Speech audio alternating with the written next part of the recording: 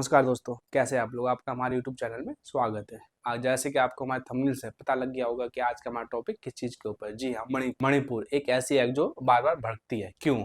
आज मैं आपको भारत के उस कोने में ले जाने वाला हूँ जहाँ घर जलते हैं, लोग डरते हैं और कुछ साल बाद एक ही सवाल उठता है कि मणिपुर में हिंसा आखिर रुकती क्यों नहीं। क्या वजह है कि स्कूल के बच्चे से लेकर बुजुर्ग तक सब डर के साए में जीते हैं। आज हम इस राज्य की परतें खोलने वाले हैं। उत्तर पूर्वी भारत का एक छोटा सा राज्य मणिपुर, सुंदर पहाड़, झीलें, हरी घाटियां और 7 करोड़ से भी ज्यादा पेड़ों का घर। लेकिन इसी खूबसूरती के बीच छुपी है एक सदी पुरानी खाई। एक खाई पहाड़ और घाटी की, एक खाई बीते और कुर्की जाओ समुदायों की, और एक खाई विश्वास की। ये खाई इतनी गहरी है कि कई बार राजनीति की आंधी आते ही आग बन जाती है। हिंसा की जड़ कहाँ है? जड़ तक पहुंचने वाला सच। अगर मणिपुर को समझना है तो आपको दो बातें समझनी होगी। मणिपुर में जमीन का बंटवारा ऐसा है कि 10% जमीन पर घाटी है, 90% जमीन पर पहाड़ है।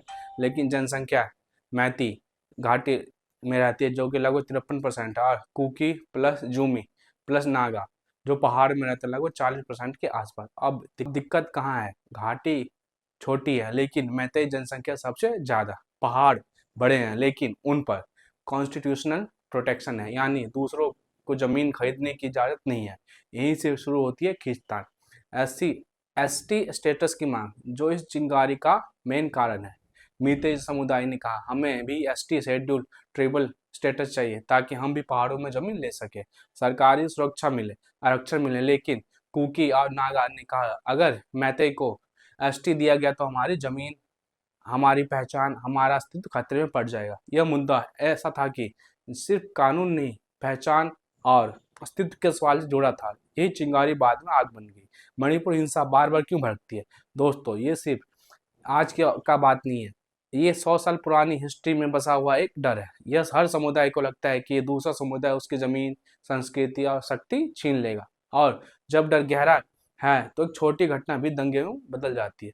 आपको जानकर हैरानी होगी कि मणिपुर के पहाड़ी इलाकों में अफीम और नशे की खेती हर साल करोड़ों रुपए की कमाई देती है। इस धंधे में स्थानीय गिरोह, म्यांमार के ड्रग कार्टेल और कुछ मिलिटेंट ग्रुप सब जुड़े रहते हैं। जहां ड्रग माफिया हो वहां हथियार, पैसा, हिंसा तीनों जुट जाते हैं। मणिपुर में दर्जनों मिलिटेंट ग्रुप सक्रिय हैं। मैतेई के यूएनएलएफ, पीएलए, प्रीपाक, कुकी के एनए, केएनएफ, नागा के एनएससीएन फ्रैक्शंस। हर समुदाय का अपना एजेंडा, अपनी सेना, अपना सहयोग देश, और हर समूह अपने लोगों को बचाने के लिए नाम पर हिंसा को हवा देते हैं। जब चुनाव आते हैं तो या कोई कानूनी पास होता है तो कुछ नेताओं को फायदा मिलता है।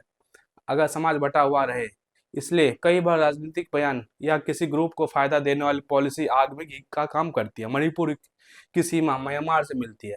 वहाँ की मिलिट्री वर्सेस रिबेल्स की जंग की वजह से कुकी जो ट्राइबल्स के लोग मणिपुर में आए, इससे मैतेई समुदाय को लगा हम माइनॉरिटी बन जाएंगे। यह डर भी हिंसा को हवा देता है। मेल्टी स्टेटस मांगा। हाई कोर्ट ने कहा सरकार मीतेई की एसटी डिमांड पर विचार करे। ये फैसला पहाड़ों में आग की तरह फैल गया। कुर्कियों ने पूरा मार्च किया, मितई को एसटी मत दो। हजारों लोगों सड़क पर, जोरदार विरोध, कहीं कहीं तनाव, और फिर एक छोटी सी घटना, एक घर में आग, फिर दूसरे में, फिर पूरा इलाका, और देखते ही देखते राज्य में दो हिस्सों में बंट गया। इंटरनेट बंद, गोलियां, हथियार, प्लेन, गांव खाली, स्कूल जल गए। हजार लोग रिलीफ कैंप में, घरों में तोड़फोड़, महिलाओं के साथ बर्बरता, सेना तैनात, इंटरनेट 8 महीने तक बंद। हर तरफ सिर्फ एक सवाल, कब रुकेगी ये हिंसा? आखिर मणिपुर की हिंसा रुक क्यों नहीं पाती? ये सिर्फ एक दंगा नहीं था, ये पहचान, राजनीति प्लस डर, जमीन, ड्रग, मिलिटेंस, इस सब का मिला हुआ एक विस्फोटक था। और यही वजह है कि मणिपुर में साल 1990 से 2023 तक 50 से ज्यादा बार दंगे हो चुके हैं। कभी मैतेई वर्सेस कुकी, कभी मैतेई वर्सेस नागा, कभी मिलिटेंट वर्सेस गवर्नमेंट, कभी drug mafia versus security forces. ये आग एक तरफ से भड़कती है, कभी दूसरी तरफ से। 200 साल का इतिहास जिसने मणिपुर की आग को आज तक जिंदा रखा। मणिपुर में हिंसा अचानक क्यों भड़क जाती है? ये हिंसा अचानक नहीं होती, ये 200 साल पुरानी कहानी का वो धुआं जिसकी आग कभी बुझी नहीं। आज हम उसी आग की जड़ तक जाएंगे। दोस्तों, मणिपुर की कहानी समझने के लिए आपको एक चीज समझनी पड़ेगी। मणिपुर एक नहीं दो दुनिया है। पहली दुनिया घाटी, यहाँ मैतेई राजा का शासन था। घाटी उपजाऊ, विकसित और आर्थिक रूप से मजबूत।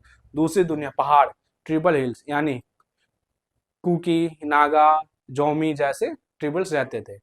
हर ट्राइब की अपनी रियासत, अपनी परंपरा, अपना नियम कानून। दोनों दुनिया एक दूसरे से अलग थी। कभी प्यार भी था, लेकिन विश्वास कम था। अब बात करते हैं कि ब्रिटिश राजा और divide the hills and valley model का क्या हुआ। जब 1820 के बाद ब्रिटिश आए, उन्होंने मणिपुर की आंतरिक खाई को और गहरा कर दिया। वैली मैतेई को प्रशासनिक क्षेत्र बना दिया, हिल्स को एक्सक्लूडेड एरिया बना दिया, जिसका मतलब कोई मैतेई पहाड़ियों में जमीन नहीं ले सकता, कोई आउटसाइडर दखल नहीं दे सकता। यहीं से शुरू हुआ जमीन का डर, जो 2023 तक हिंसा चला आया। दोस्तों 1917 में कुकी राइजिंग या कुकी रेबेलिंग हुआ। यह विद्रोह ब्रिटिश के खिलाफ था, लेकिन इसका असर मैतेई कुकी रिश्तों पर पड़ा। कुकी लड़ाके पहाड़ों से आए, घाटियों में लड़ाई हुई और 3 साल तक तनाव गहराया। ब्रिटिश ने इस विद्रोह को दबाया, लेकिन मन में मैतेई वर्सेस कुकी का भय पैदा हो गया। साल 1940 से 1949 मणिपुर का भारत में विलय।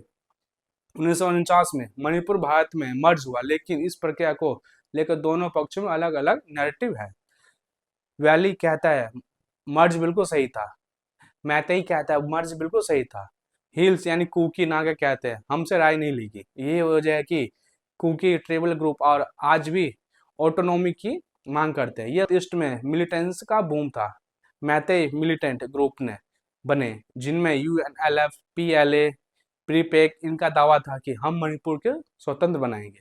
नागा मिलिटेंट ग्रुप बने, एनएससीएन, जो नागालिम की मांग करते थे, जिसमें मणिपुर के बड़े हिस्से शामिल हैं।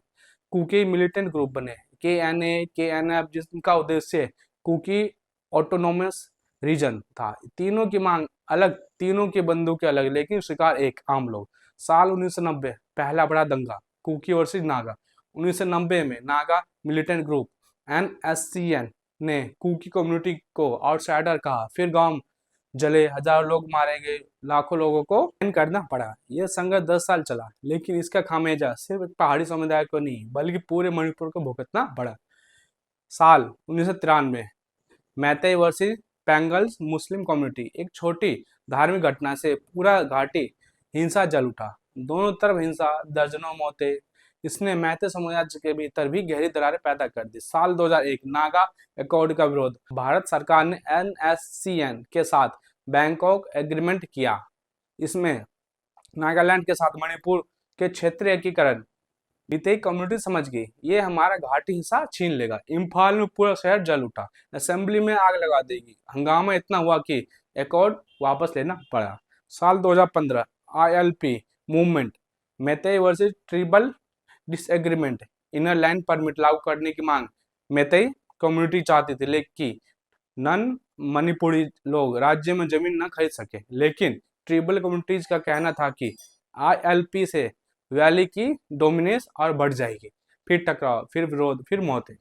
मणिपुर के पहाड़ी इलाकों में चीन स्टेट म्यांमार से ड्रग का बड़ा बिजनेस चलने लगा। अफीम की खेती, हीरोइन लैब्स, म्यांमार कार्टेल्स, हथियारों की तस्करी हुई।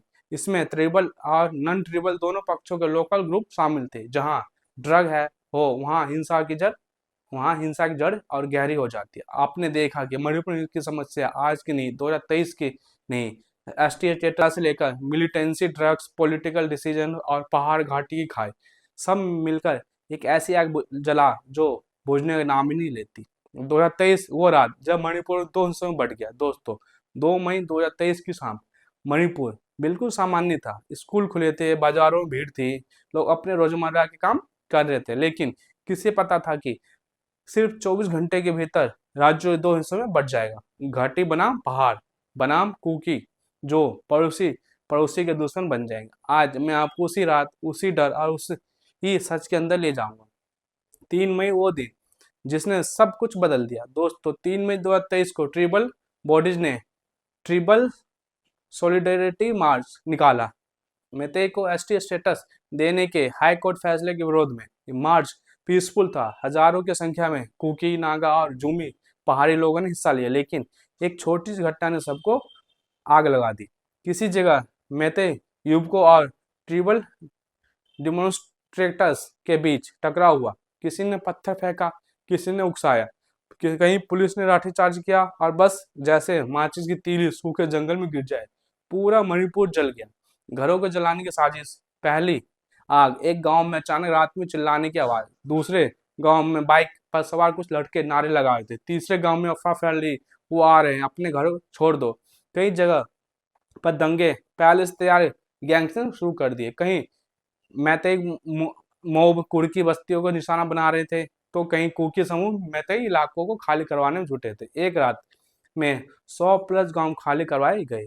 मोबाइल टॉर्च की रोशनी में भागते परिवार, एक परिवार जिसके घर में सब कुछ था, बर्तन, कपड़े, बिस्तर, यादें, और सिर्फ 2 घंटे में सब पीछे छोड़कर भागना पड़ा। एक माँ ने अपने 3 महीने के बच्चे को दुपट्टे में लपेटा और पहाड़ियों की तरफ भागी। एक बुजुर्ग ने बोला, बेटा मेरे पास सिर्फ ये दवाई और आधार बचा है, बाकी सब जल गया। ये हिंसा सिर्फ हथियारों की नहीं थी, ये डर की थी।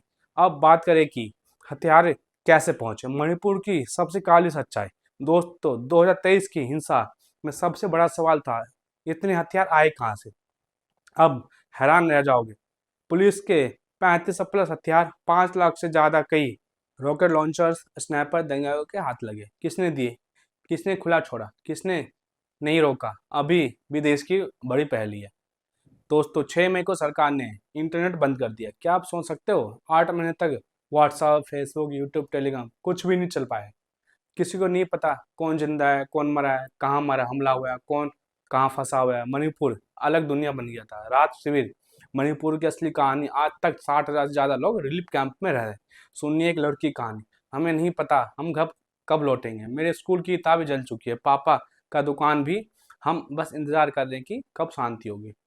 किसकी क्या बात थी, मैतेई कम्युनिटी का पक्ष, हम रैली में भीड़ में जुटे रहे, एसटी स्टेटस हमें प्रोटेक्शन देगा। ड्रग से पूरा वैली प्रभावित है, इलीगल इमिग्रेशन बढ़ा रहा है, हमें पहाड़ों में जमीन खरीदने की अनुमति चाहिए।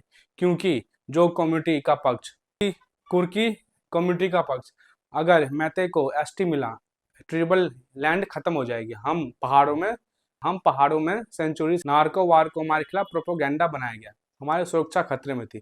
सुप्रीम कोर्ट ने दखल दिया, सेंटर ने बार बार शांति की अपील की, सेना ने बफर जोन बनाए, यूके, यूएस, यूएन जैसे देशों ने चिंता जताई, लेकिन समस्या इतनी गहरी है कि समाधान आसान नहीं। दोस्तों एक सीन सोचिए, हम 40 साल साथ रहे, आज दुश्मन बन गए। एक 65 साल के बुजुर्ग ने कहा, हमारे कुर्की पड़ोसी ने हमारी बहन की शादी में नाच किया था, आज वो अपने गांव से बता रहे हैं मत लौटो, सुरक्षित नहीं हो।